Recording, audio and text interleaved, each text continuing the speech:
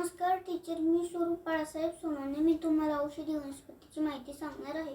गवती चहा, कोरफड, तुळस, जास्वंद, कढीपत्ता, कडुलिंब, हळद अशी आपल्याला भरपूर औषधी वनस्पती माहिती आहेत. तशाच एका औषधी वनस्पतीची मी तुम्हाला ओळख करून देणार आहे. ही आहे पानफुटी. हिला पर्णफुटी असेही म्हणले जाते, कारण या वनस्पतीचे पान जर आपण जमिनीत लावले तर हिच्यापासून नवीन रोप येते. या औषधी वनस्पतीची उंची 4 ते 5 फुटापर्यंत वाढते. या औषधी वनस्पतीचे खोड लालसर रंगाचे असते. या औषधी वनस्पतीचे पाने लंबगोल आकाराचे असतात. या औषधी वनस्पतीचे पाने आकाराने जाड असतात. या औषधी वनस्पतीच्या पानांमध्ये पाण्याचे प्रमाण जास्त असते. या औषधी वनस्पतीच्या पानांची चव कडवट आंबट असते. ही औषधी वनस्पती घरातल्या कुंडीत देखील येते, कारण या औषधी वनस्पतीला जास्त सूर्यप्रकाश लागत नाही. पानफुटीचा गुणधर्म: पानफुटी ही शीत स्वरूपाची आहे, म्हणजेच पानफुटी ही थंड आहे, कारण या औषधी वनस्पतीच्या पानांमध्ये पाण्याचे प्रमाण जास्त आहे. त्यामुळे ही औषधी वनस्पती शीत स्वरूपाची आहे. पानफुटीचे उपयोग: नंबर 1, किडनी स्टोन. आपल्याला जर किडनी स्टोन झाला तर या वनस्पतीच्या पानांचा रस करून मधात मिक्स करून दिवसातून 1-2 वेळेला प्यायचा, त्यामुळे आपल्या किडनी स्टोन बरा होतो. नंबर 2, डोकेदुखी. आपल्याला जर सतत डोके दुखत असेल तर या वनस्पतीच्या पानांचा लेप करून कपाळाला लावायचा किंवा या वनस्पतीची पाने कपाळावर ठेवायची. असे केल्याने आपली डोकेदुखी बरी होती. नंबर 3, फोड व पुरळ येणे.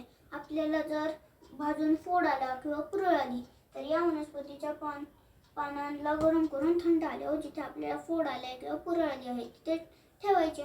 असे 2-3 दिवस केल्याने आपला जो फोड आहे किंवा पुरळ आहे ती नाहीशी होती. नंबर 4, जखम. आपल्याला जर जखम झाली तर या वनस्पतीच्या पानांना गरम करून थंड आल्यावर चोळून आपल्या जिथे जखम झाली आहे तिथे ठेवून स्वच्छ कापडाने अलगद बांधून घ्यायचे. असे 2-3 दिवस केल्याने आपली जखम बरी होते आणि तिचा व्रण सुद्धा राहत नाही. नंबर 5, रक्त शुद्ध करणे. रक्त शुद्ध होण्यासाठी या वनस्पतीचा उपयोग होतो. त्यासाठी रोज सकाळी या औषधी वनस्पतीचे पाने चावून खायची. असे केल्याने आपल्या रक्तातील नको असलेले घटक निघून जातात आणि आपले रक्त शुद्ध होते. नंबर 6, केसातील कोंडा. आपल्याला जर केसात कोंडा झाला तर या वनस्पतीच्या पानांचा रस करून त्याने डोक्याची मालिश करायची. असे 2-3 दिवस केल्याने आपल्या डोक्यातील कोंडा निघून जातो. नंबर 7, विषारी कीटकाचा चावा. आपल्याला जर विषारी कीटकाने चावा घेतला तर या वनस्पतीच्या पानांचा रस करून जिथे आपल्याला विषारी कीटकाने चावा घेतला आहे तिथे लावायचा, त्यामुळे आपल्याला आराम मिळतो. पण हे सर्व उपाय करण्या अगोदर या सर्व औषधी वनस्पतींची योग्य व्यक्तीकडून माहिती घेतली पाहिजे. नंतरच या सर्व औषधी वनस्पतींचा वापर केला पाहिजे. आता मी एवढेच म्हणेल, कोरफड, गवती चहा, तुळस आहे प्रत्येकाच्या दारात. लवंग, दालचिनी, मिरी, आलं आणि हळद यांची रेलचेल स्वयंपाकघरात.